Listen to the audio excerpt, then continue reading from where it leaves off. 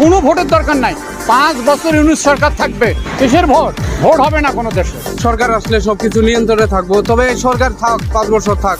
নির্বাচন নির্বাচিত সরকার আইলে মানুষ আগের মতো সবাই চলবে। নির্বাচন যারা করতেছে বিএনপির লোকেরা বেশি করতেছে। আমার কথা হলো যে নির্বাচন দিয়ে বর্তমানে কোনো লাভ হবে না, পূর্বের অবস্থার চেয়ে আরও খারাপ অবস্থায় চলে যাবে। সংস্কার, তাদের দলের মধ্যে সংস্কার করুক, জামাত ইসলাম সংস্কার করুক, জাতীয় পার্টি সংস্কার করুক, আওয়ামী লীগ যারা দল সংস্কার করুক, তাদের মধ্যে গণতন্ত্র নাই।